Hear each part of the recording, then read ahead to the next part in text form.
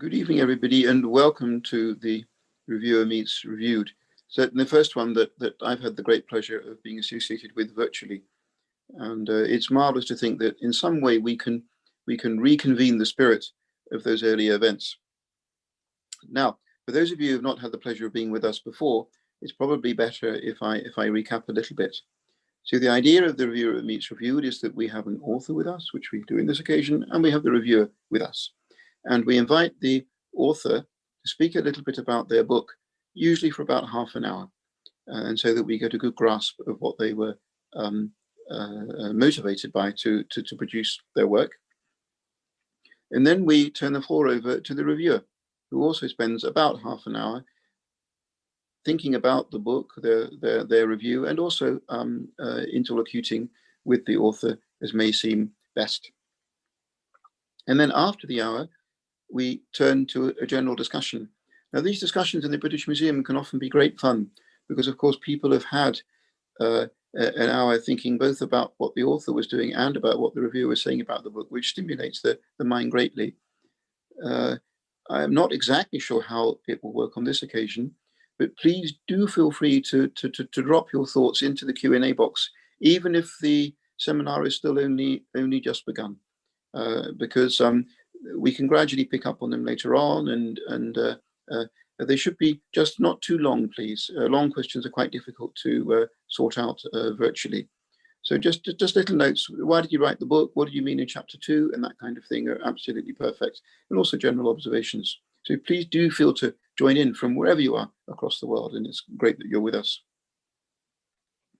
Now, with regards to the RAI itself, I should just really say that the RAI gets no government support. We're completely independent, completely self-financing. So if you would like to become a fellow and join us and help support activities like this, then please do so. You can just look at our website and you'll see how to join there, or indeed you can simply drop an email to our membership manager, Amanda Vincent, who is with us today, but you will also see her address on the website. And we hope to see more of you in that way, even if you're not fellows already. So then I think now it's time that we introduce the author of this marvelous book here, the Sweatshop Regime, Labouring Bodies, Exploitation and Garments Made in India. And the author is Alessandra Mezzadri. So please do go ahead, Alessandra, the floor is yours.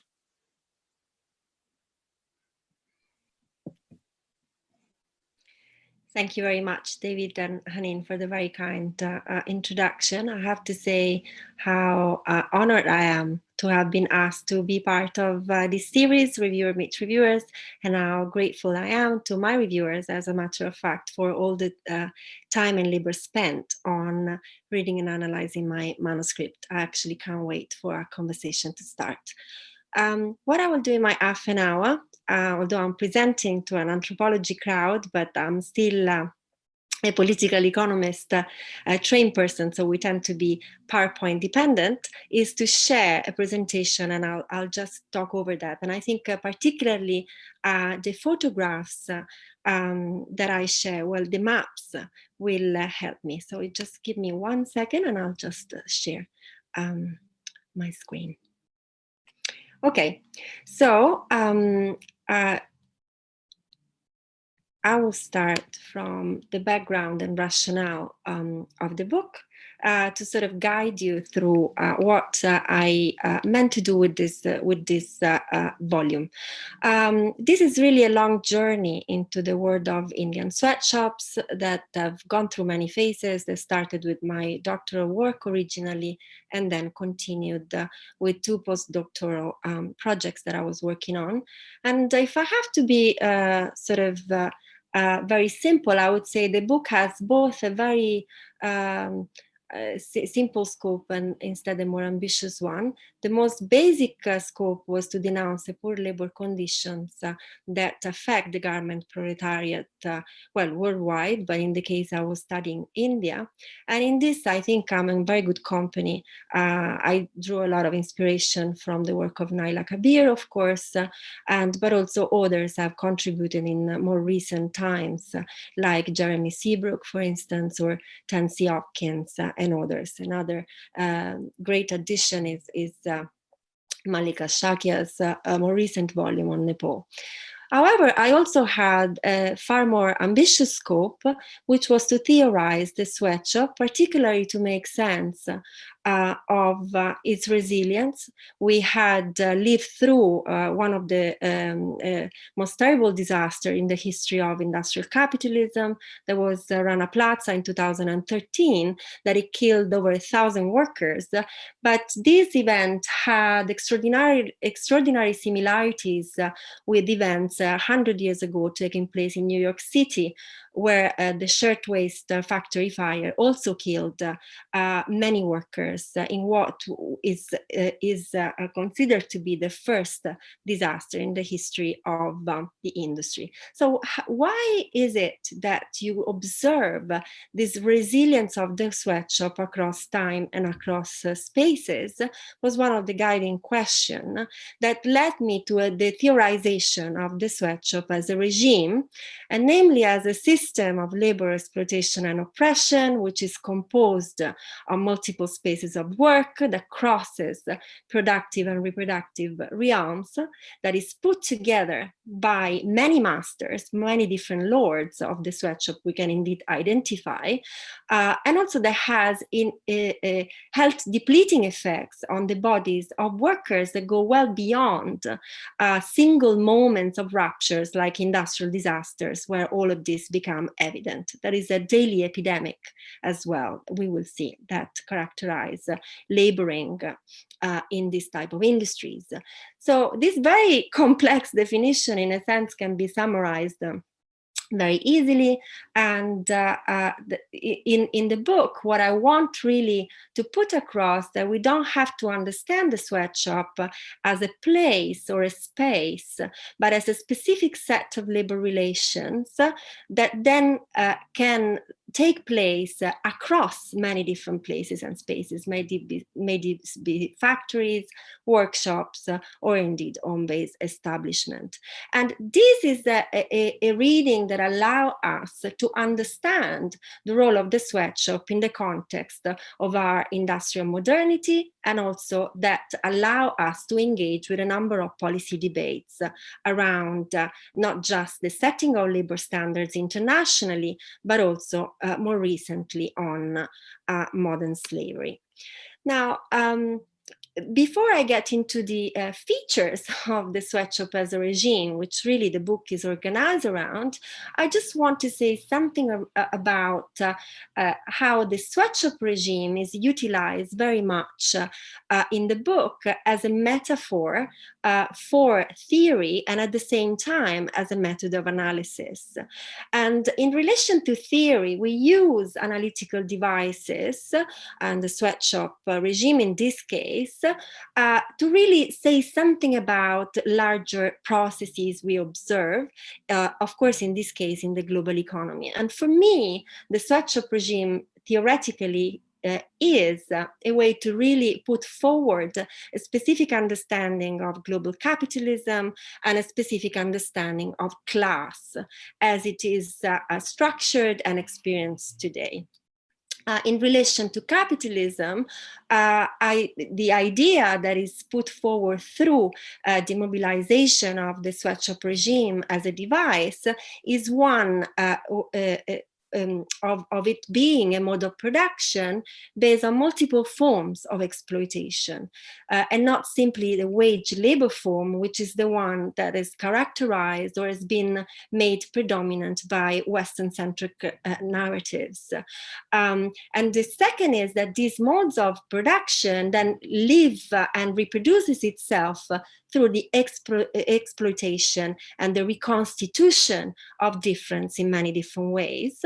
And when it comes to class, this means that the class experience manifests itself in multiple ways in what Henry Bernstein have called classes of labor. That is also an analytical device more recently utilized by Jonathan Parry as well to talk about India. and also which is shaped across realms of production and reproduction. And this, for me, is a crucial point, and a way in which we need to combine political economy insights with feminist insights to understand class as a social process that starts from realm of reproductions, as opposed to being formed simply at point of production. And of course, then is constitution by social identity. So in this particular theorization of capitalism and class, which I channel through the analytical device of the Sweatshop Regime, then of course I draw on key work on India, particularly by Jairus Banerjee, his take on exploitation, and combined with the analytics that come from the social reproduction literature on feminism, coming both from Italy as well as from India. And of course, then this particular way of theorizing say much about how we can understand Indian capitalism and particularly in relation to the relevance of the informal economy and informal labor relations as the platform upon which India's capitalism, India's modernity is actually built. Now, the Sweatshop Regime is also a method in the sense that if you look at the way in which certain labor-intensive industries like garment are primarily being represented across the social sciences, and partially, I would say, in anthropology as well, is one whereby the analytical device deployed is instead the global commodity chain or the global value chain or the production network. And while this literature has contributed massively to the debate, I think it has the limitation of placing labor always on residual conceptual ground. So that is the entity which is impacted by global processes.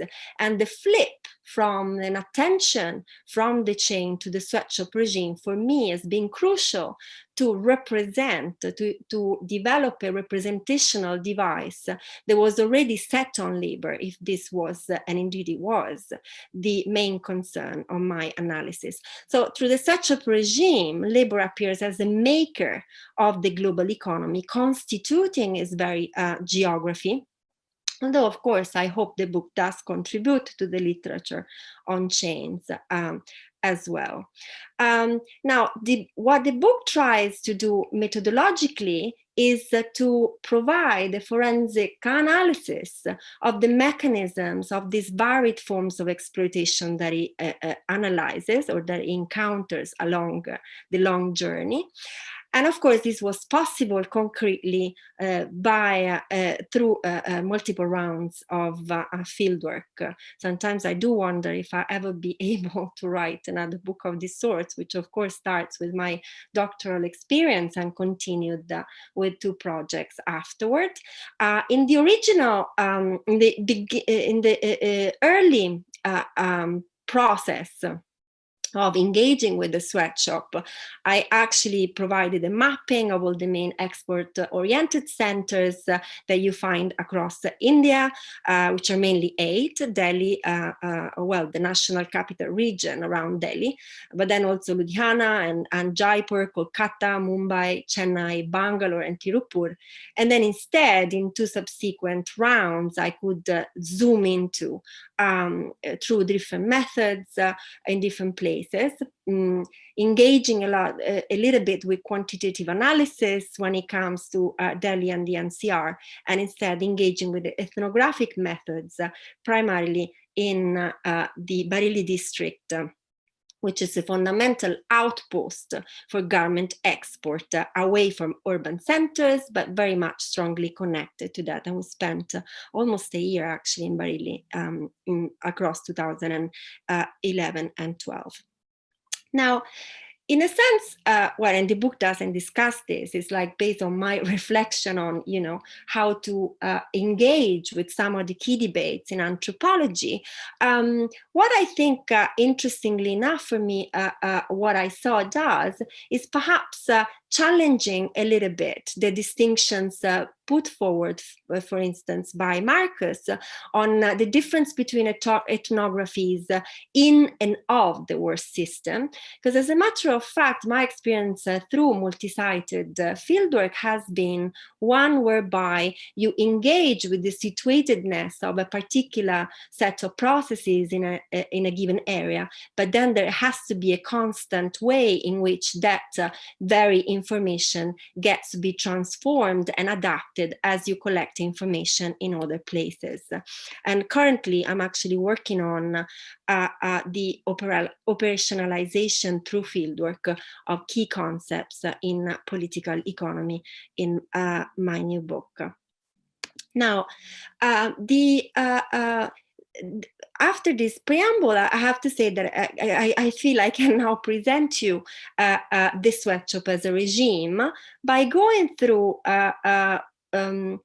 what I think are the constitutive elements of these regimes, which I identify in the book itself. So I proceed by presenting each and every factor, and by the end of the book, you just get a sense of the completion of the completedness of this regime.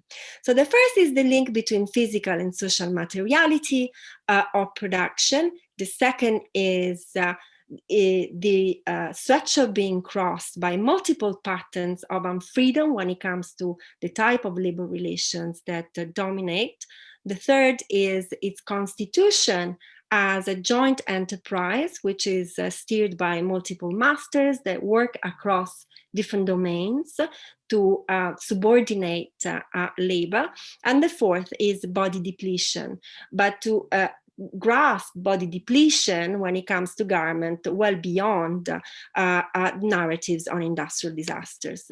So starting from the first of the constituting elements of the Sweatshop as a regime, one of the striking features of my initial mapping was indeed seeing garment production and garment sourcing through the eyes of the very sourcing actors that actually sit at the top of the regime. So interviews with buyers, interviews with traders, interviews with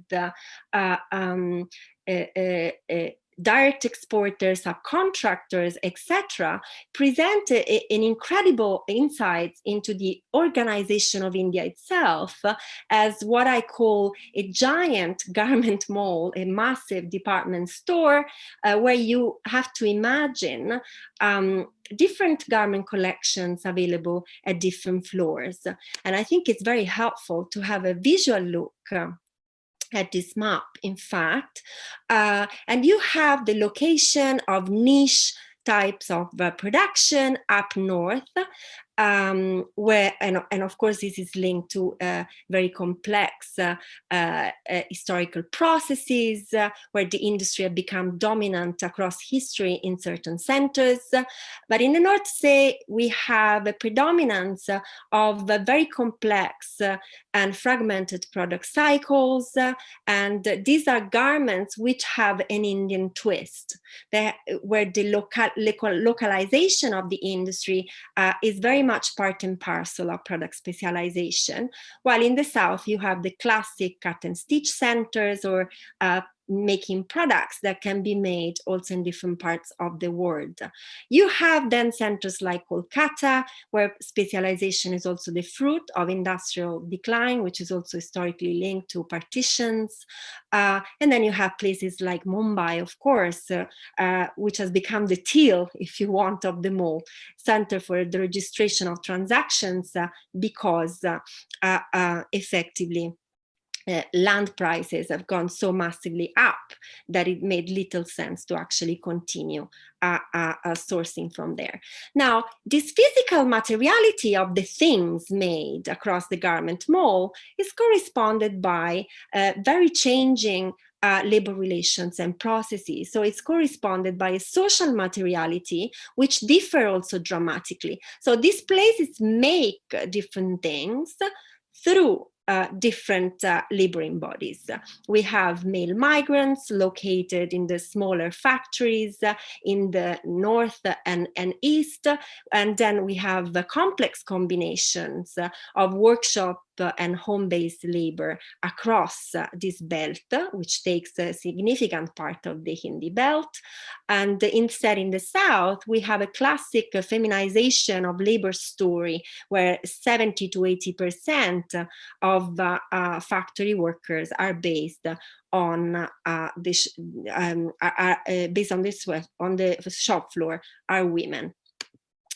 Now, the second element constituting the sweatshop is its organization in a social formation which is crossed by multiple relations of labor and freedom. And of course, if you read the newspapers or if you relate to the dominant narrative, there is a lot of emphasis, and increasingly so, placed on forced labor. And by all means, these are terrible practices. But I would say it's really limiting to only focus on the extremes of the distribution, while there are a number of as important patterns of unfreedom that cross the sweatshop regime in different ways. We have first, the workers are only partially dispossessed from land, which allows employers to send them back very easily during season. We have the internalization and experience of different forms of social unfreedom by workers, which reflect in different access to credit, advance payments, and wages related to patriarchy and, of course, to caste.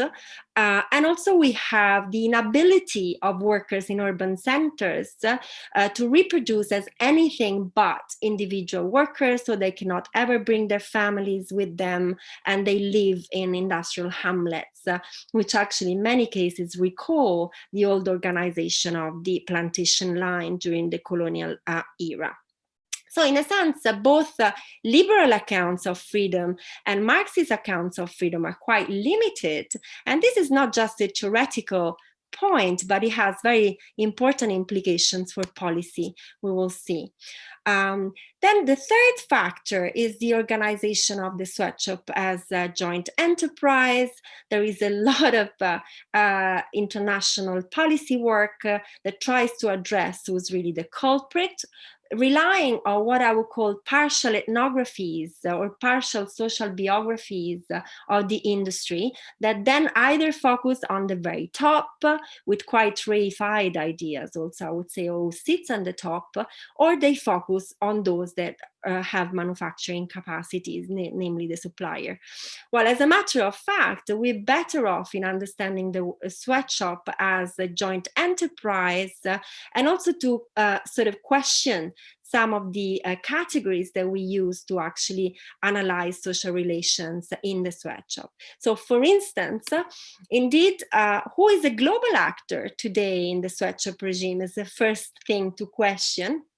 And I would say also based on all the wonderful historiography we have already on the garment industry and even more so on textile, the idea that you have a bunch of Western actors sitting at the top and then you have subordinate suppliers doesn't really speak to the organization of the industry anymore, if it ever did. And you have in India the rise of known brands like Fabindia or Anoki, and also the fact that these brands are in fact engaging in capital acquisitions and mergers and tie-up with Western capital. You know, for the India-based friends here, well, know that Fabindia itself is actually owned for 80% by the Louis Vuitton group. And also you have rising levels of retail agreements. In the picture here, I represent Pablo Isla and Noel Tata, this shake hand, actually wearing what looks like a very similar tie as well. Because this is really, these are really the same type of actors. So they're part of a transnational capitalist class which has clear commercial features, mercantile features, connected to what has been the trade and production history of textile in the context of the Indian Ocean bloc, as historians like Riello, Roy, and Parthasarathi have shown, and more recently has been documented by Sven Becker's brilliant empire of cotton. So the role of these actors also calls for an appreciation of not just production, but circulation in the industry, as it sets the basis for exploitation. And we have a sense of how these actors with command circulation are in a process of ever reconstituting themselves, or like finding new avenues. So now we have the rise of e-platforms, for instance, or buyers that then directly source to perhaps smaller production entities that again puts a pressure on the type of organization, mercantile organization of the chain. And the results of this we have seen, well, even before COVID, on places like Leicester. As again, as I said, the chain is quite complex, is increasing levels of complexity. And in many cases, we are observing processes of reinshoring. Now, if this can be said, the top of the sweatshop regime, at the very bottom, so in the last segments where you have contractual relations with the home-based workers that perhaps inhabit the sort of bottom of the labor hierarchy, you can see clearly how exploitation is a very complex endeavor, which is put together, stitched together literally across production, circulation, and reproduction. So when we were in Bareilly, studying and working on contracting and trying to analyze the relations contractors had with different types of home-based workers, we actually realized that the dominance the contractors have over production comes after their dominance in relation to credit provision. So the provision of advances, which is endemic at the bottom of the sweatshop regime and connects with the very long history of forced commerce in India, there's been analyzed by economists and anthropologists alike. There's a work by Ravi Srivastava, there's a work by Jan Breman, of course. Now, these advances, while they're of course linked to unfreedom, they're also linked to exploitation itself and to surplus extraction, because through the advance, you're not just supporting the consumption of poor households, but you allow the households to start engaging with the production process. So there is consumption and production credit in this case cannot be disentangled. And this is not a type of circulation, if I have to think of what Marx was referring to, that we will call simple, is embedded in the process of exploitation itself, as it is embedded the role the contractors play in the social life of these families, as what Barbara Harris-White has called masters of the countryside. The final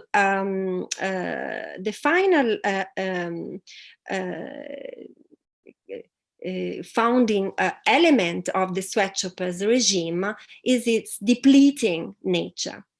And here, feminist work has been really helpful to me to try to make sense and theorize this fundamental aspect of the sweatshop, which is instead often either downplayed or like only rediscovered in moments of great crisis. Silvia Federici quite famously highlights how the laboring body has to be considered the first machine invented by capitalism, and as such systematically depleted. Now, there is exceptional anthropology of work studies that focus on this particular depleting effect, and as a matter of fact, on the reaction of laboring bodies that were subordinated, incorporated for the first time to the in the external capitalist order. I'm referring to the work of Ai Wang, of course, and to the work of Michael Taussig. And I think it has now, it's a line of inquiry that has perhaps left anthropology a little bit, and it's instead been picked up, for instance, by political sociologist in China. Most famously, there's a great literature that is coming out of the Hong Kong school, for instance, the work of Punai, Jenny Chan, and others. And the point is that if you look at if you look at the health effect of the type of laboring processes I studied during the year, you realize that the focus on disasters is very limiting when we study the distraction of the laboring body. Of course, it's a moment that is fundamental, but depletion is really unexceptional across the industry, manifests itself in different ways according to your location in the sweatshop regime, but it's a process that is ever ongoing, and it's also reinforced by the externalization of cost, which is practiced by employers, that as soon as the workers doesn't work for them, be checked out from the network, and he will have to fend for himself. And this manifests in the very high level of labor circulation and turnover that you see, both in terms of workers going back home on a yearly basis during lean season, as well as in workers circulating across units, even when staying in the same industrial areas, and workers leaving the industry, fundamentally leaving the industry by the time they're 30, 35 maximum, which also sort of question ideas of modernity, as we will see now in the concluding remarks. Of course, India's regulatory frame has always reinforced these patterns, and sadly, I think with the labor reforms we're seeing now, this is always going to be more of the case because of the rise in contract labor. And in fact, garment was, in a sense, a sort of exemplary case that was utilized before the labor reform package was rolled over to to monitor the removal of the contract labor limitations, and even more so with Modi's rhetoric on self-entrepreneurship, which is sort of very part and parcel of neoliberal India, as historians like Nandini Gupta have highlighted.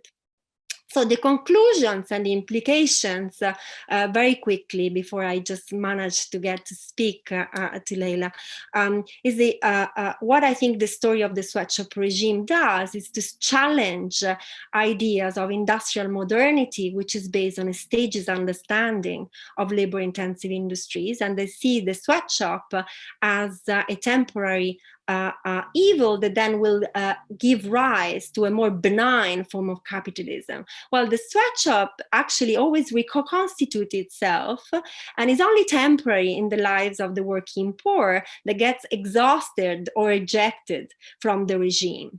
And I think with the COVID-19 crisis, we have seen even more so of the fragile nature of the sweatshop regime, but at the same time, its massive resilience, if we think about is reconstitution in many areas for PPE production.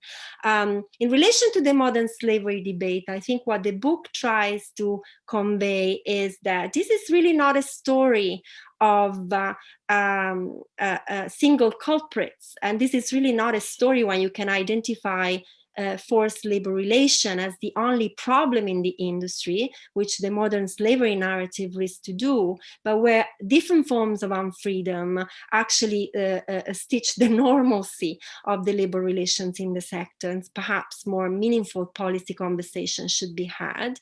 And in relation to the debate on standards, some of us fear that because of the lack of recognition of the systemic nature of some failures, then you just have a downgrading of the debate on standards, and particularly after the Rana Plaza, massive missed opportunity, if you ask me, to reorient policy. Instead, a lot of emphasis has been placed now on infrastructure, which is all good, but our efforts should not just be to keep people alive.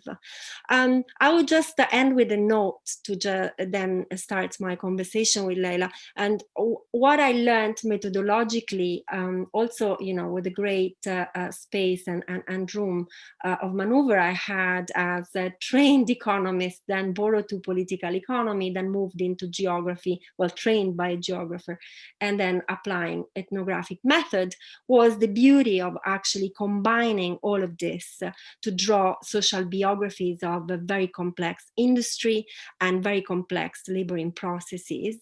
And to me, this speaks a lot about how ethnographic research or different complex combined forms of fieldwork can provide key knowledge that go well beyond the discipline of anthropology, and can be how anthropology itself can speak to the other discipline from a very firm ground.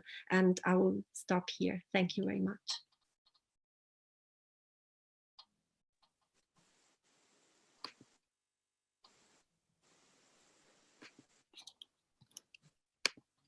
Well, thank you so much for that really very, very clear overview. I mean, there's of course absolutely vital issues, and the sort of thing that can come out in our discussion. They don't only apply to forced labor with regard to clothing, of course. They apply to all sorts of things, such as foodstuffs, which is terribly important. And even though perhaps we can avoid going to these kind of shops in Britain, we might come back to this. I imagine it would be quite difficult to avoid all food that had been produced with such terribly exploitative methods. The sort of thing we can come back to. But now we're very, very pleased to turn the floor to Leila. And what I'll do is I'll leave the screen here, and I'll leave you both on screen to talk with each other as may be appropriate for the next half an hour or so. So thank you very much. Go ahead, Leila. Thank you. It's a pleasure to be here today and to have the opportunity to engage in person with the author of this important work, which I much enjoyed reviewing for the RAI journal, as indeed I have enjoyed listening to Ale speak tonight. The final 3 words of the title of your monograph are Made in India, and the first 3 words of the title of my 26th monograph were Made in Egypt. Both of us did our fieldwork in the workspaces of the cutthroat world of globalized garment industry. My ethnographic fieldwork site was a single location, an assembly plant in the export processing zone, or zona franca, as you term it, of the city of Port Said in Egypt, where I worked as a shop floor operative for 18 months. Your fieldwork, by contrast, spanned multiple garment assembling locations across the length and breadth of India. But for both of us, I'm sure, the essence of the experience will have been our personalized engagements with the individual, whether these are workers, managers, contractors, competitors, suppliers, and all the actors and contestants, combatants, as you might even call them, jostling for advantage within the teeming labor landscape. As researchers and writers, and indeed as readers, we want to capture the humanity of the people involved, their expression, voice, representation, and identity. So my first question is to ask if you could tell us something briefly about the personal encounters you had with your interlocutors during the decade of your impressive fieldwork in India, and whose are the individual voices which remain most vivid in your memory. Perhaps you could introduce a couple of your most memorable episodes to us and tell us a little bit about their stories. Yes, thanks, Leila. I know this is, in fact, a crucial difference between the type of work I just engage with in the book and your wonderful book, actually. I wonder, see, if I think about then the personal way in which I would present the book itself, I think it does trace a little bit my story.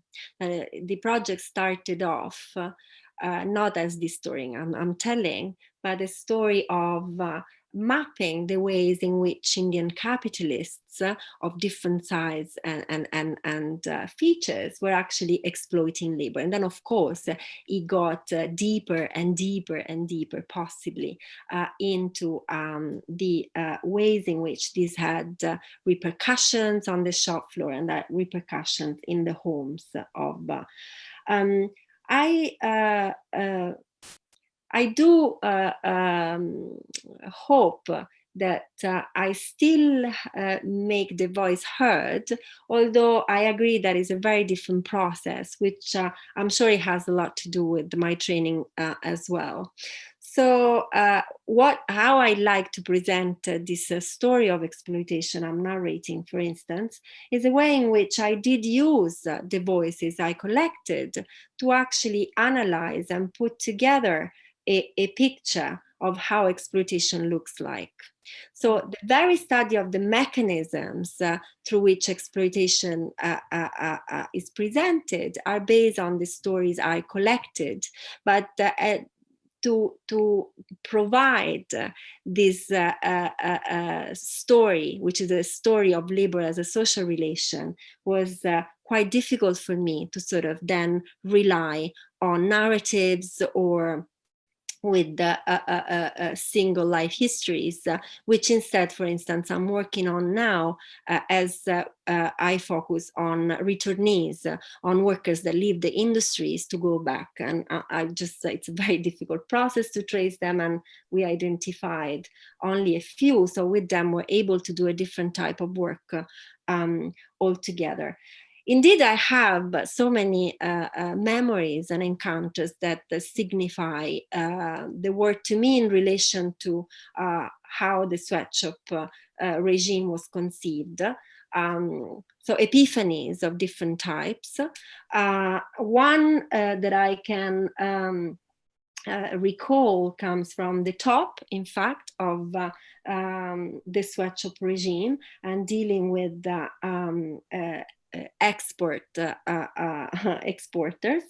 and remembering a conversation I had with an exporters, with one particular exporter that was Mumbai located, and he had just sold all his plants and relocated all his plants in different parts of India. And when I asked him, well, why he had just left all his manufacturing capacity, what was the benefit of that, he actually clearly then highlighted the very processes that I described most structurally in the book, and the fact that, India is a massive land of opportunities, and if you have that type of product available there, why would you instead trying to make it there where you are?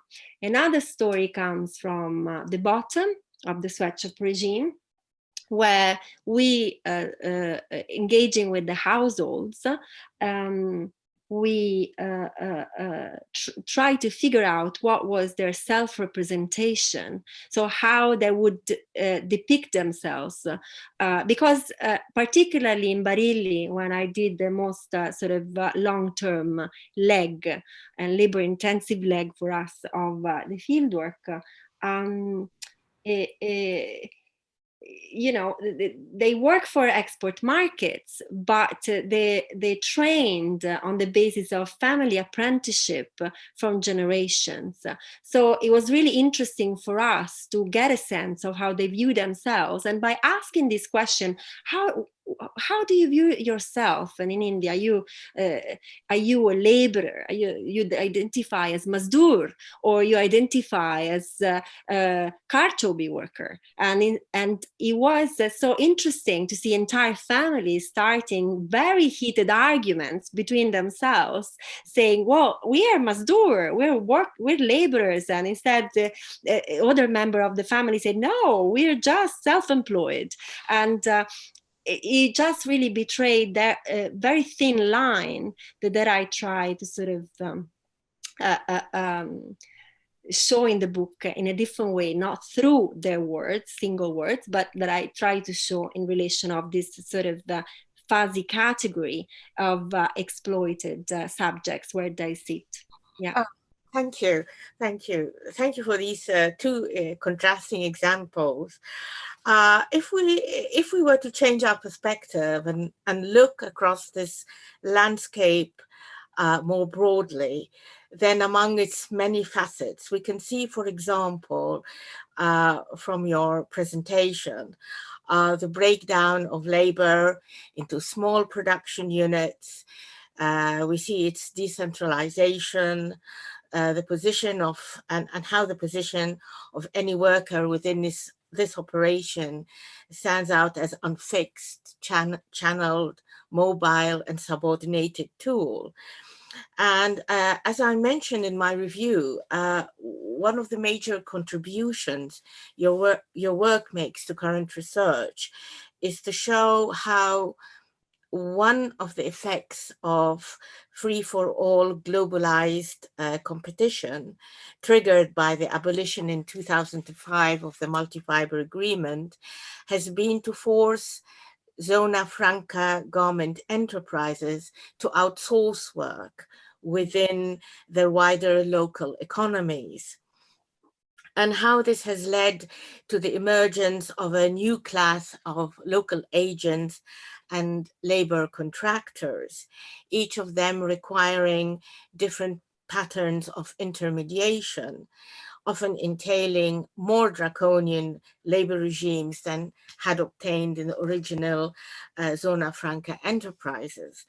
So my next question is, could you explore this point a bit further for us, perhaps by giving a few contrasting examples from your fieldwork that show how different areas adopted different models and measures in the search of sources of skill and labor outside the walls of their previously freestanding enclaves? And do you consider that any commonalities can be established which underpin these different solutions within local economies? Yes, this is a very complex question, and I think probably the extent to which you can see an intensification of local outsourcing in different countries following the end of the multi-fiber agreement depends on many different factors. So there is many different mediating factors that in a country like India, at the very least, if we consider the very management of the multi-fiber agreement, we just we have to appraise in relation to what comes after. I did my fieldwork in a very interesting moment. I started doing my fieldwork because it was so many years ago now. It was 2003-4 when I started, which was exactly the cusp period. Now, the multi-fiber agreement, for those that are not familiar with the term, is the international system that allocated quotas for participation in the world market for garments, and it lasted from 1974 to 2005, and it was phased off in different moments. So the end of it was 2005, which is also when China gets 30% of the market, which still has to date. And in India, what characterized the MFA period was the black market for quotas. This is due to the very ways in which the Indian government agreed that preferential access to the quotas have to be given to on the basis of first come, first served principles, which favored political connections, as well as on the basis of past performance. And both principles, of course, favored merchants, which was petty capital dominating the sectors. And of course, not everybody had then the manufacturing capacity to use this. So they started selling big time. Now, this is for the centers which are more long-standing. In the north, partially the east, Kolkata, and definitely Mumbai. That was the main trading center. When the new places started mushrooming in the south, they had no access. So it's only with the later new investment policy that tried to support people that were investing manufacturing capacity that they will sprung up. So if you look what happens after the multi-fiber agreement, you have deepening localization in the areas which were already characterized by highly mercantile and fragmented features, which is again the north in the map I showed, while the south, Bangalore, Chennai, because these people already invested more, they continued on that particular path to product specialization because it's where they found their niche. And of course, both stories hold only because there were labor relations that they could be utilized for this purpose. So you had this incredibly flexible a labor force up north, and you had instead women higher participation rates to labor in the south. In fact, if I have to recall another great quote by another employer that was working both in Delhi and Bangalore, it was like, you know, miss, one way to minimize cost is, of course, to employ migrants. The other ways is employing women, but depends on what you do. So they had a very clear the fact that you'll differentiate accordingly. Right. Yeah, that's very interesting, actually. I would like to follow this line of inquiry a bit further, if I may, by focusing down on the role of local contractors in particular. You've described how local contractors are able to acquire positions of greater executive power on the basis of their local knowledge of the labor landscape within which they are operating. Could you tell us a bit more of what this local knowledge is made up of and how it is exploited in driving existing inequalities on the ground? Yes.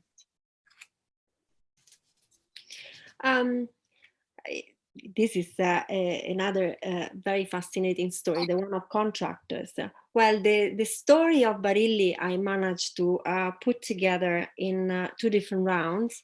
I first did work on the contractors, and I think it was the most difficult category for me to focus on in terms of getting access to interviews. And then we focus on workers after. So the petty capital stories was done. We managed to interview around 35 contractors in depth, in like giving life histories. And what we realized was that you did have partially a caste story there to be told, but the caste story was much more important for the laborers than it was for the petty capitalists. And this because the export boom starts for the north. If you look at the data provided by the Apparel Export Promotion Council, it starts really from the 1980s, when you start seeing export peaking. And so these outposts become increasingly incorporated into the global market. And you have those that were in charge then managed to borrow, managed to accrue petty competition in different ways. They used to, some stories narrated where they go into Delhi and looking in industrial areas where they could spot beads, so that they meant that, you know, they could follow traces literally of global factories.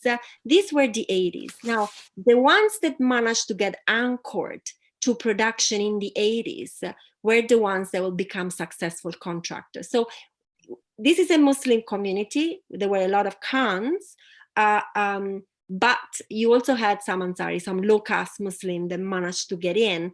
The thing is, by the time we arrived, then it became much more difficult for others to make it through, because informal economy, upper networks have their way then to reproduce. Oh, okay. Yeah, I mean, this is actually quite fascinating for me. I'm turning to another theme, which is, as these new kind of more draconian labor regimes are sanctioned, you know, what is the position of labor activism in regard to this unparalleled development?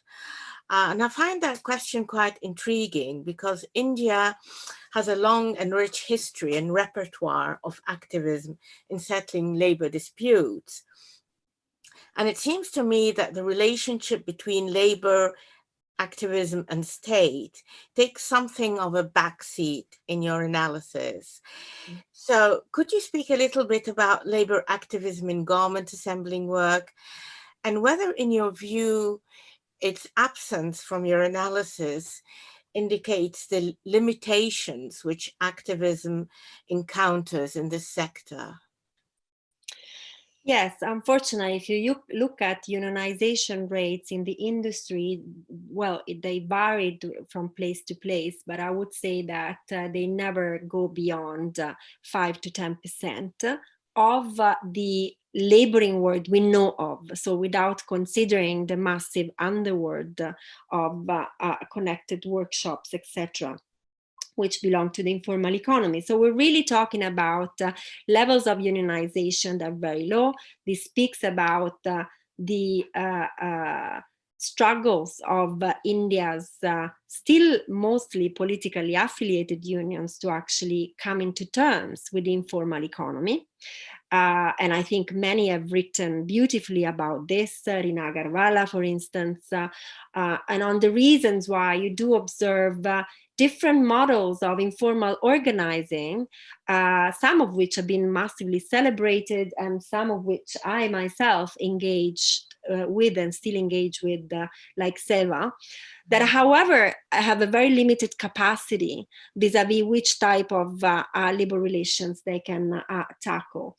In some areas where you do have more permanent labor relations, like Bangalore, at least this was the case until 5 years ago, now we do observe increasing casualization with the arrivals of migrants from the Northeast, but still, I would say, the word of commuters is significant in Bangalore, as opposed to Delhi, where there are long distance migrants. So there has been organizing more successful there. However, what I find really interesting of the last noteworthy organizing moments, like in Bangalore in 2015-16, we've seen significant gains, is that a few times you do have confrontation with capital. So asking, for instance, wages. Bangalore, still until the 2010, the wages were extremely low, so they managed massive victories there. But increasingly, they become demands on the state that betray laborers' sense of disenchantment with what they can achieve otherwise. So, for instance, they demanded in the most recent 2016 wave, they demanded that the state didn't change its politics of provident fund, because they wanted to be able to access provident fund always. But there's a very limited ways in which this demand seems to be circumscribed to a very limited set of events. And we haven't seen, like in China, the rise of dormitories or industrial hostels as cradles of resistance as yet, because industrial living is much more unorganized as well. Mm. Mm.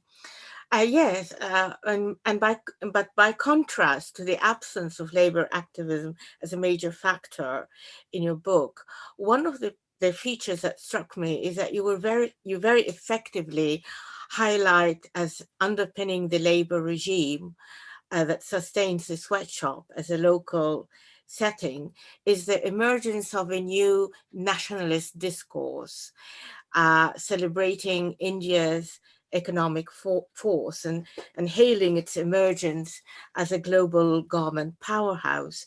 Could you perhaps elaborate further on how this development is played out among the different actors involved? And what is hidden from view when hailing these developments as a global triumph? Well, I'd say the national discourse that has become, one can say, has always been part and parcel of the ways in which India has tried to project itself in the world, but it has acquired very distinctive features. I would say first after the liberalizations of 91, where you did have a push towards engagement in export and different types, but it's with Modi, I would say, that the make India becomes really significant. And I'm not sure that it's a narrative that plays out only in this sector, but the idea that what has been represented as a plague of India's economy, like informality, informal labor relations, reliance on extremely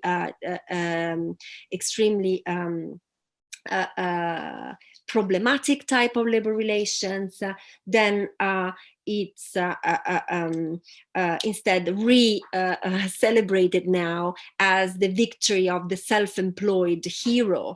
And this is a narrative that, to an extent, I think it's a part and parcel of neoliberal rhetoric. But I think in India, in the Modi moment, has acquired a very strong feature.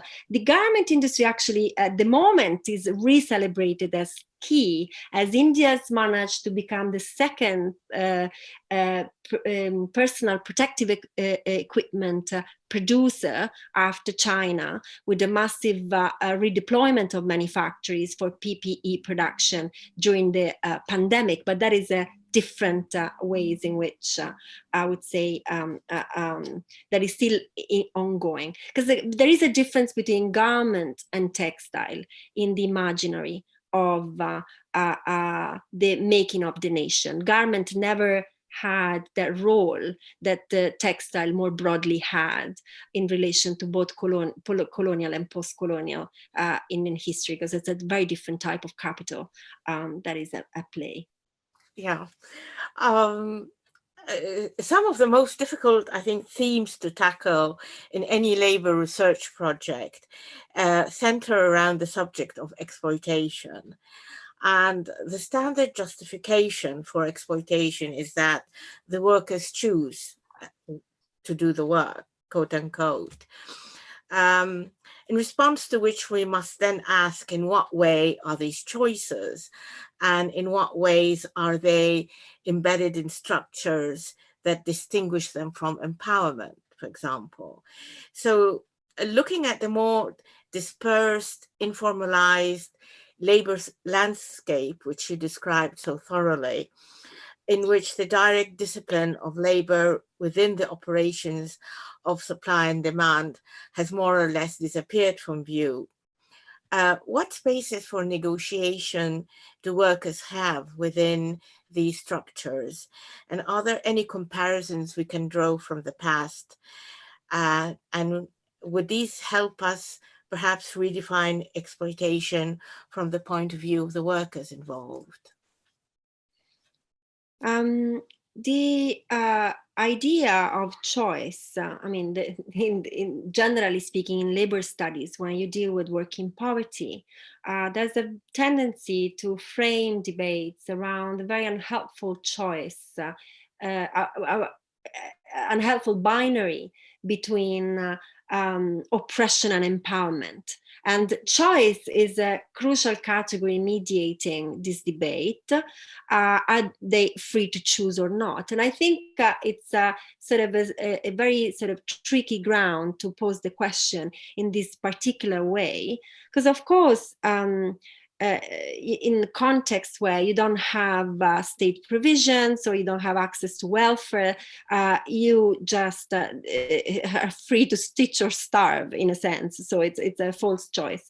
And also what I find something to be stressed for garment and other industries where you have traditionally Western middle class consumers, or anyway now rising middle classes in emerging economies, and a proletariat which is then based in poor regions, that we need to really call out the racial aspects of some of these arguments, I would say, that, you know, put forward ideas of, okay, these are jobs that are good enough for those people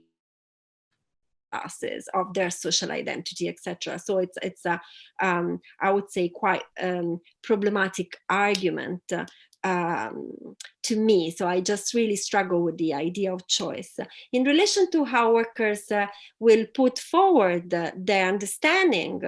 Well, of course, exploitation is the social relations, and then also is it can be experienced in very different ways, but that doesn't change structural features necessarily. The ways in which they vocalize it, as I said, is in different ways, in how they see themselves, in how they project themselves into the future through their aspirations for their children. And but the fact that, for instance, none of them actually wish any of their children to actually do any type of work like this speaks, I think, very loudly about the fact that this is really not the type of factory life that we imagined having taken place in other places and spaces and times. Oh. Thank you. In conclusion, I mean, while again congratulating you on the success of a project which took a decade to complete, I'd just like to ask what do you feel are the most eye-opening insights you have gained along the way, and do you have any thoughts on how you'd like to take this further into the future? I think eye-opening ways, insights are just too many. So to me, it's been an experience where I just studied specific industry, a specific set of labor relations, and I learned about how the world works. So in a sense, it's just the rewards of this type of research journey, which has been massively taxing, I have to say, go well beyond the actual then research outcomes, or it's really an insight in, you know, how capitalism works, what is its hierarchy, what are the different chambers, and we inhabit them, we transgress them, how they might vary or like reconstitute themselves. It was also, to me, sort of the perhaps the most eye-opening, one of the most eye-opening concrete examples that I can give you is the extraordinarily young age at which workers actually leave these industries, that in a sense they really challenge any of the theories and sort of authors that we studied in economics classes, that they put forward these models that are based on a stagism or an idea of where we're going in our capitalist present, which is very different from instead the reality that we are already living in our capitalist present and future. And unless there are sort of very strong efforts made to reimagine this future, this is all we are left with. So there's really nothing that suggests a rosier future if we don't struggle towards that future in different ways. Yeah. Thank you, Ali. That was very good. Thank you so much for your challenging and great questions.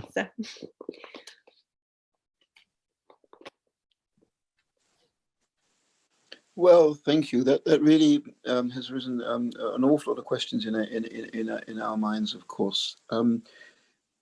Could I just ask for a few points of clarification of the model that you use, Alessandra?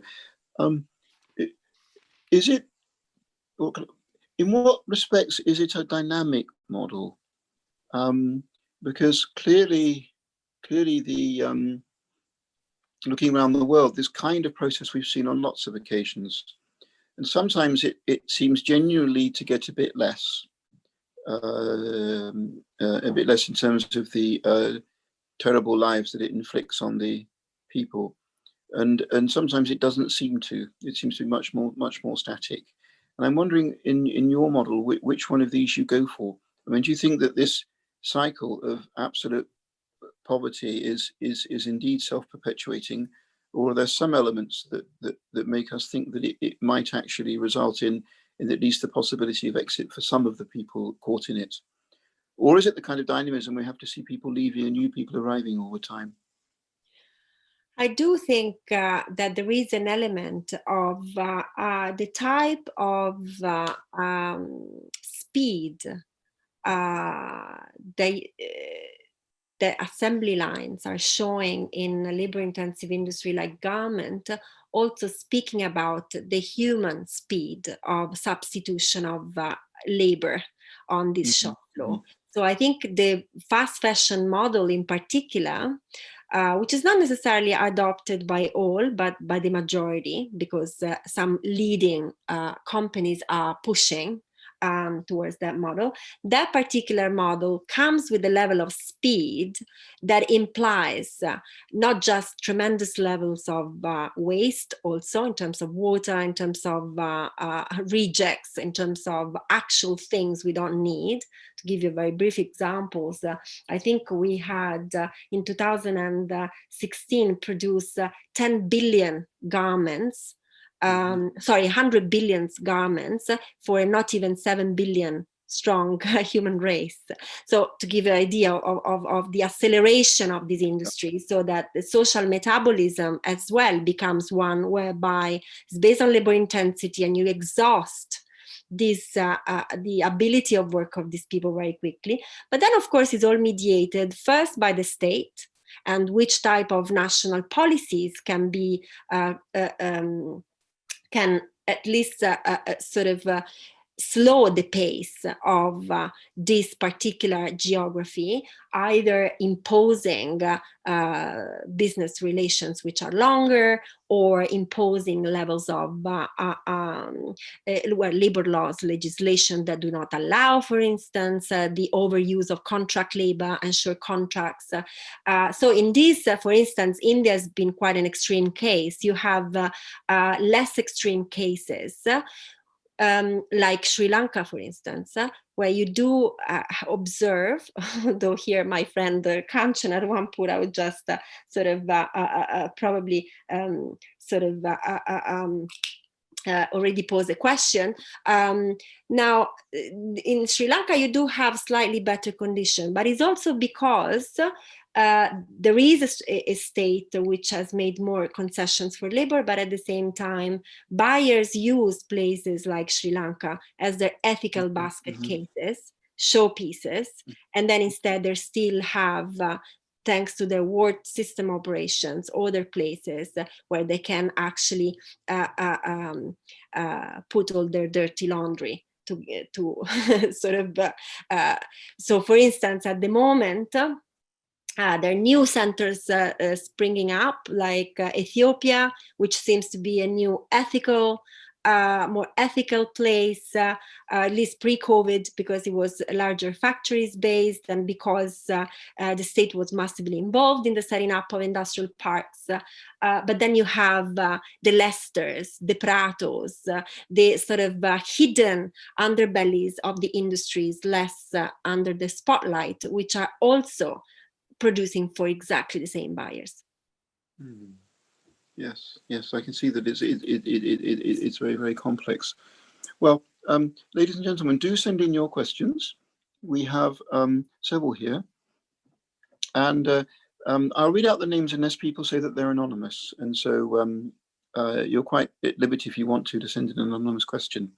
So, so Hassan Ashraf, good evening, Hassan, says, is there any indication of how the competing political relations between China and India are affecting the export garment industry in India? In other words, can India sell just as much to China as always, or does sometimes politics intervene? Well, China is still a dominant. First of all, hi Hassan, how are you? That's done wonderful work on Rana Plaza actually, and the garment industry in Bangladesh, and a very astute commentator on that. I think there's still a fundamental difference between the evolution of the supply chain in China and India, because China has seen the rise of giant contractors that are then in turn exporting to a number of regions. So for instance, you have a lot of Chinese capital in Jordan that people like Khalid Nadvi or Azme have written about, and you have the rise of China in Ethiopia at the moment, massively a Chinese investment in this new garment centers is really very high. It is not a process that is as well documented as a spread of contractors, Chinese contractors in electronics, like for instance, in the case of Foxconn, that has fantastic work done by people like Rudvica Andrejevic, but still you have a massive spread indeed. Well, India has a more contained spread of capital. I think is still exploiting quite much possibilities for self-exploitation within the subcontinent, because wage differentials are huge. There was evidence of investment in Nepal, but I think it has declined. There is evidence of a lot of investment in Bangladesh. I just sadly haven't been able to research that.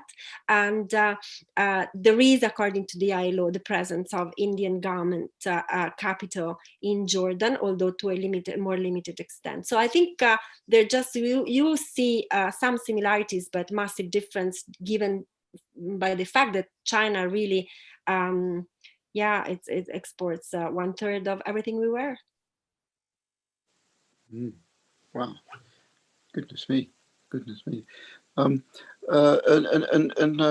Robert McDowell would like to ask. Good evening, Robert. Protectionism, ethical investment, reduction of global production chains. Perhaps these can distort the roles of sweatshops and their relationship with those who distribute their products. And does the author have any views on how these macroeconomic issues impact upon the sweatshop regimes? So thank you for that, Robert. What do you think? Sorry, can I ask you to repeat the question, because I think it's the early part. Oh, I see. So he's talking about the various factors that might disrupt the hierarchical relationship you describe.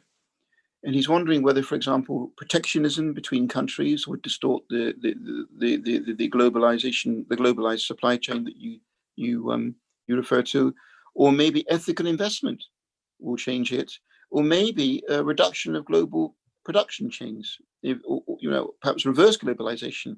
Do you see that any of these kind of factors, which could be called macroeconomic issues, impacting upon the sweatshops that you describe?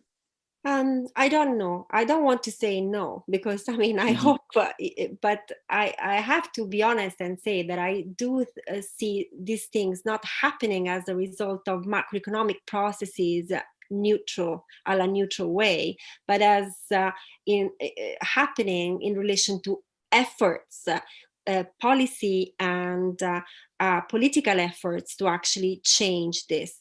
So, for instance, protectionism in an industry which is global and that is likely to be roll over only in certain places, can most likely lead to a specialization of these chains as opposed to their disappearance. And also, when we talk about protectionism, that doesn't mean that we will not see the re-emergence of certain type of labor practices in our own courtyards. As a matter of fact, with COVID and the hardening of borders, the Leicester people got a lot more orders, but these aren't better labor conditions. So we are trading off bad working conditions in Bangladesh for bad working condition in Leicester, because there is a need for a different policy response more than actual different trade policies alone. Trade policy has done very little for labor alone, and this time international trade model actually acknowledged that. Yes, yes. I want to bring Leila in as well to our discussion, so don't disappear, Leila. But could I ask you? You paint a very, very impressive picture.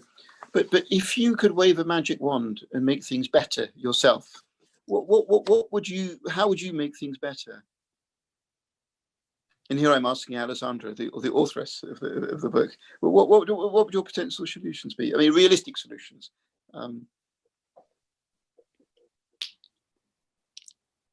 Leila. Well, it's very complicated once the multi-fiber agreement was abolished. And I think in many parts of the world it created some kind of crisis, because clearly it divided the garment industry into tiers, and it was those who were financially secure, these were the ones able to battle through. And so you see that the arrangement between them was those that couldn't sustain just had to close and lose their workers. And then that created another problem on the ground, So it's a situation that's constantly evolving. And again, I do agree with what Ali's analysis is that it does create other tiers of labor within an industry that is not necessarily protected. Well, if I had a magic wand, I'll do two things, I guess. One is to massively upscale organizing across very different segments. I would really would like to see new types of informal unionism springing up, able to sort of get the workers together. I think major transformation in labor laws we have always earned on the streets everywhere. And so if, we can imagine a different future, but if we are to learn from history, I still think that is what we need. And this includes perhaps people getting completely outraged finally here as well. But yeah, that is a magic one wish.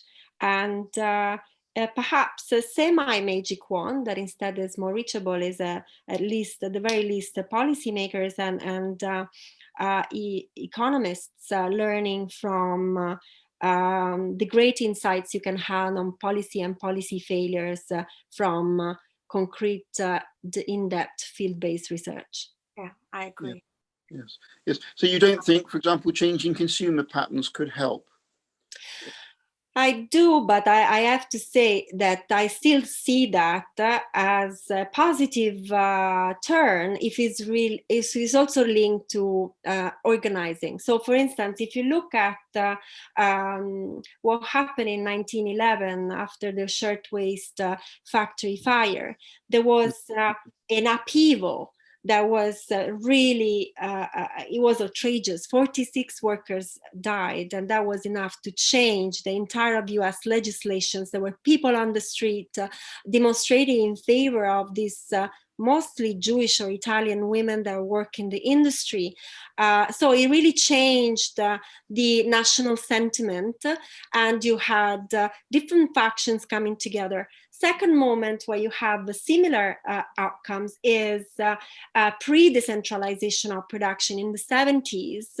Again, making cases from the US, you had forms where student movement and workers' alliances came together. So during the early consumerism phase, consumer campaign were linked to labor campaign, which were linked to student campaign. So there was an element of linkages and political engagement that led the change. So I don't think consumerism alone, particularly when related to the corporate version pushed by labor standards, which corporation now for 4 decades are really saying, oh, let me do it. I will self-regulate myself. That model of consumerism has zero potentiality, I would say, for ethical outcomes. We know that because we have waited, and I think after 3 decades, we have enough evidence to say that it doesn't work. Thank you. That actually fits very nicely into sort of a NIAC's question, for which thank you very much. Sort of, I would like a little bit more detail on labour organisation. I'll read out her question. You have presented different facets of exploitation in Indian garment industry. Could you tell us a bit about the ways workers have tried to exercise their agency against such exploitation through resistance or reworking, for example, in the context of their depleting bodies? So that's the question. What do you think? I think agents, I mean, that is why I just said originally that I don't believe in this dichotomy, empowerment, oppression, because even in a highly oppressive situation, workers always are really imaginative to carve out spaces, and whereas they don't engage often, at least in India, haven't engaged as often as elsewhere in organized resistance, they do indeed engage in acts of resilience, which are daily, and of course they vary with their positioning on the supply chain. You will have, workshop workers that will have learned a million different ways to steal electricity from roads to actually fuel their micro workshops. You have acts of sabotage on the shop floor, people that try to slow the assembly line without being seen. You have cheating in relation to target numbers. So I'm not saying is hunky-dory at all, but what I'm saying is we always, wherever we are located, exercise our agency. That doesn't really mean that there isn't high exploitation, but certainly workers engage in what feminists like syndicates have actually identified as acts of resilience. Yes, cheating on the contractors, even like the very act of leaving during a peak season to go back home. So the circulation, yes, is it's of course very handy for employers, the fact that migrant workers go back home, but workers themselves actually sometimes they just leave. So they do participate very much in shaping the same geography, because ultimately, if you're treated badly, work too much, and you live in a not very nice place, why should you care or tell the employers that when you have enough, you just go? So that in fact, employers lament, they do lament turnover, but you cannot have the cake and eat it too. No, they'd have to increase the wages. Just on that point, is there any part of the Indian garment industry which provides what you might want to call social insurance to workers? Or is it all completely unregulated? No, it does. I mean, of course, Indian legislation is very complex. So you have a grid of different social contributions that accrue to workers on the basis of the type of contractual position, as well as the years in which they stay on, basically. So say you have, and also depends on the size of the factory. So there are limits below 10, which is recognized as informal, then at 50, 100, etc. Say you have a good contract and you are enforced with a large factory, there has to be to put in place ESI, which is employee state insurance, provident fund, and so on and so forth. And plus you have the bonus, the gratuity payment every 5 years. Now, because then de facto people never stay on that amount of time, the thing is some social contributions they're able to access when they leave, even if then it means that these contributions do not perform the role they should.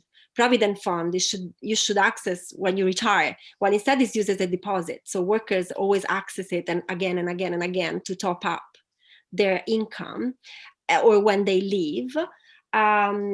State employee insurance is possibly the one that is more sort of paid by larger factories. But the thing is, again, in many cases when workers leave, a lot of the social contributions are not portable. So even in the case they're paid, unless you stay on with that particular unit, well, who actually gets the money would be $1 million question. Yes, I can see that it's very, very difficult.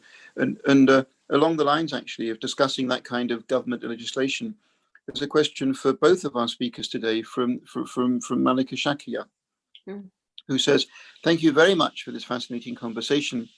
I am glad that you recognize the role of the MFA in producing this kind of exploitative politico-economic regime, giving rise to the depleted labor bodies, as you said." And she goes on to say, "The MFA was a global web, tightly controlled by the US, but it has now been phased out for 1.5 decades, but its dark legacies remain.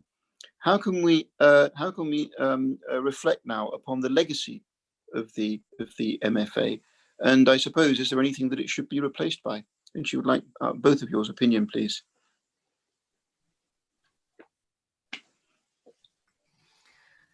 Well, I was in Port Said at the time that the MFA was kind of being eased out.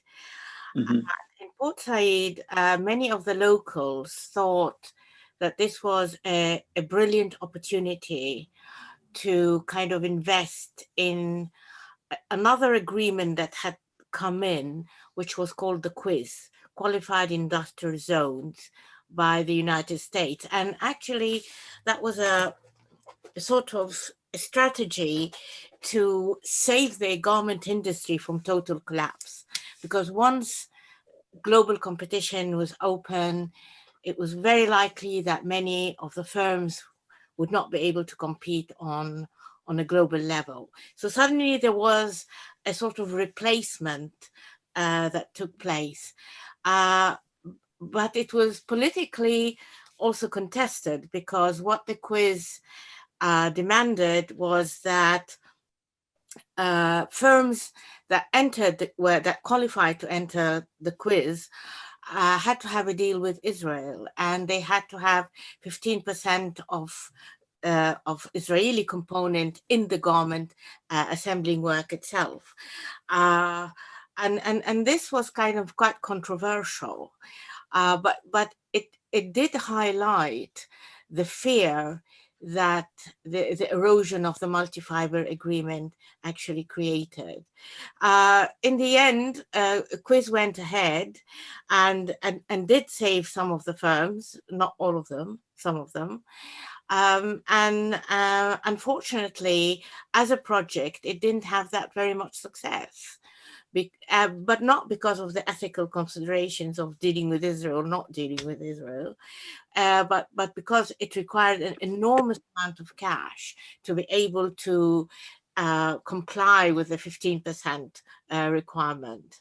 So we are where we are. Other owners have come into the export zone from Arab states. The landscape changed completely after that. So I'm not sure if its replacement is something that is in the hands of the assembling firms on the ground. I'm not sure. I'm not sure about that. Ale, what do you think? I don't know. I have a short answer, but that, I had once a very heated argument with someone at the ODI for this, because to me, the MFA, if I have summarized what it has been a bizarre protectionist policy that had paradoxically globalizing effects, because the setting of fixed quotas per country was indeed a protectionist move by the US, but they ended up in making sure that the sourcing had to be done across the world, even in countries that had no prior history in textile production before. Cambodia, Vietnam. So cut and stitch centers mushroomed under the MFA because no countries could actually secure quotas in the first place, but production was skyrocketing in the world market. So I don't see that is something that has to be replaced, because by itself is not really necessarily a good thing just to become a cut and stitch center if you don't have the capacity then to move up to more value capturing segments in the particular sector. So for me, to ensure instead a more labor sustainable scenario, you'll have yes to deal with international agreement, but to make labor standards as pre-competitive issues. So to sort of really make a very strong policy intervention in the type of competition you can play out on labor costs, which of course will have a knock-on effect, however, on prices. Mm-hmm. Well, thank you very much. That's very illuminating. And we've got Patrick Nieveling's question now. And he says, hi, Ali, you spoke of Beckhart's empire of cotton. This is a global history of raw materials and commodity change. Is there a link between the production of raw materials in India and the particular articulations of the textile and garment industry in India compared to other nations and in relation to different regions in India? Yeah, thanks.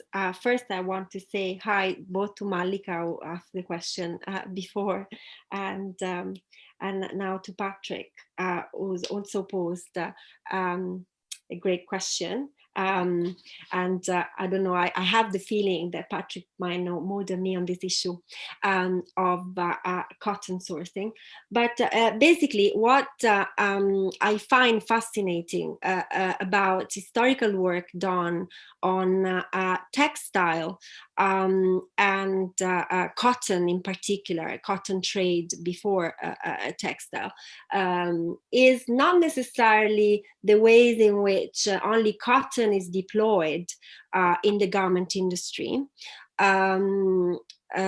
because you do have variation in the deployment of cotton as raw material across India for garment production, but that doesn't mean that you necessarily source that cotton from India, because the cotton mills sector in India itself since the 1980s has gone through such a process of tremendous transformation. Has gone through a process of decentralization of production. I mean, there were the famous Bombay mills now are commercial malls in Mumbai, and instead the production is outsourced to very small centers in Bhiwandi and elsewhere in Maharashtra. And Surat had very similar history. So you had this process of transformations, which have also made Indian cotton less competitive than it was in terms of quality. But I find interesting about Becker's story is the explanation of the relevance of mercantile production and circulation since the very onset of textile, and how this relevance of circulation was made so by a class of a top class of actors, which were not just Western, but they were like also Indian actors. And this was really the basics of the power relations that characterized textile trade during the colonial phase, and is still very much what we see today if we scratch the surface and look beyond narratives that, although well-meaning even, might be Orientalist and actually still deploy divisions between the West and Indian capital that do not necessarily apply any longer. Well, if they're never applied, actually. And Hassan Ashraf would like to follow up to that. And he says, in connection with Patrick's question, Bangladesh depends on India for a big chunk of its total cotton imports. And India exploits this even by imposing a ban on cotton export at times. And he says, how would you reflect upon this? I don't know. I will ask Hassan actually how he reflects upon this. But I would say, I say that there is a lot of competition on, the garment industry in South Asia. Sadly, sort of there's a wake-up call on facile arguments about the South-South cooperations, okay? Because here you have a number of countries that all have great interest in the same industry, and they have a very fraught, long history of togetherness, conflict, political engagement, political boycott, etc., and so on and so forth. So basically, I'll need to know far more to answer Hassan's questions in relation to when is it that the markets get dried up. So if it's in correspondence of specific political events, or like a specific is utilized as a specific electoral tool, for instance. So I will need to know far more to answer Hassan's question, because otherwise, from a purely economics point of view, makes little sense. But this is yet another, even in not answering the question, that is shows how very little we get from trade theory alone if we don't know a hell of a lot in terms of the geopolitics in which all these processes and decisions take place. Yes, yeah, indeed. Robert McDowell asked a follow-up question, which is, are there other local competitive forms of demands for labour that could draw labour from the sweatshop regime? For example, technology assembly, services provision, and perhaps through a competition for labour, labour standards could rise. Is that a possibility, do you think?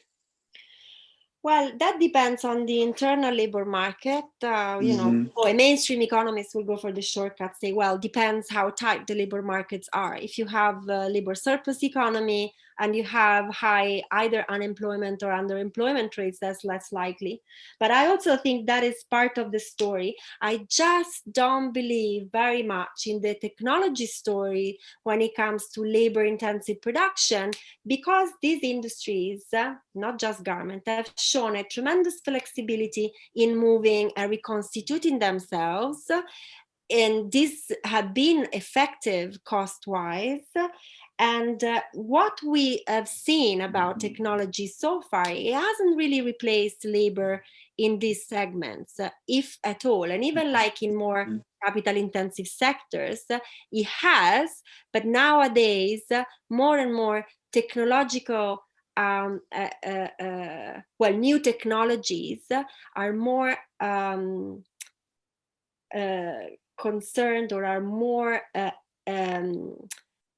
invested in raising surveillance of the labor process as opposed to the substitution of workers. So you have, Phoebe Moore has written beautiful stuff on this with the rise of the quantified self, right? And you see that in some factories in Delhi where they're able now to calculate through monitors the number of seconds that operations take to a worker to do something, and they'll calculate the wage based on this quantified algorithmic solution, so that there's a lot of surveillance on the workers, and this is technologically driven, and a lot of investment is put on that, as opposed to machines that they can actually do computerized embroidery, which maybe the customers will like less than the actual sort of artisanal look of some of the embroidered t-shirts we find in H&M.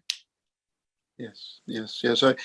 I remember I had a vivid memory of this. Already in 2002, I was in Lidl in Berlin, and the woman at the checkout who was operating the checkout just collapsed and burst into tears. And I said, "What's wrong?" And she said that her speed with which she processed the goods was being measured, and unless she processed them within a certain time, she wouldn't get paid so much. And I was very sad to see that. And this is in Berlin with Western labor laws, or in the beginning of this century. It's very sad. Anyway, we've got a couple of questions left here, and so if you'd like to get a question in before we close, then do pop your question in now. But there's one from Natalia Schunmugen, who says that she was wondering if you encountered any of the hand loom industries. And she says that she has the impression that the hand loom industries do succeed in taking some of the profits back to the weavers themselves, but she doesn't know where the raw materials are sourced from. I think that's a very good question. It's whether there are any alternative models that you see in India that perhaps are a little bit better or a little bit less exploitative. I have come across sort of people with a plan, what to say. The most impressive, perhaps the most impressive attempt at eco factory, both in terms of its social and ecological organization. I'm not sure I should promote the brand, but I was really impressed by Anoki as a brand, because of the organization of the factory in what they call a village, where they actually have all workers working together alongside their families, that is connected to a organic farm. Now, I was so impressed in Jaipur when I saw it. Then what happened is Anoki has expanded operations massively. Now, I don't know if that model is possibly to be scaled up. And this is a question. It's by no means saying it hasn't happened. But so I wonder if there was the possibility of Anoki to actually then do that on a larger scale. So I think the problem lies with the volumes and frankly speaking with the price. I actually think it's, we should have open discussions about the fact that we cannot really expect to really gain anything when it comes to ethics in industries like this if we don't accept that the price is an indicator of inequality. Okay, it's not just an indicator of supply and demand, because you have that 5 to 10% of the unit cost is labor costs. Of course, if you want to pay a $5 for a pair of jeans, you have to wonder how that is possible, because you would need economies of scales that imply a market, to deploy Adam Smith method, that would be several times the size of our planet. Exactly. And it's exactly the same parallel with food production as well. I mean, if you look at the price of food, it's far too cheap, given how much must be spent on transport.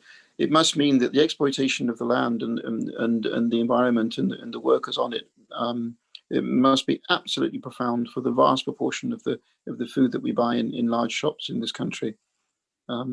It doesn't seem possible to find a way out, sadly. But anyway, Matthew Webb says, thank you very much. And he says, do you imagine your research practice as engaged in any form of collaboration with Indian stakeholders?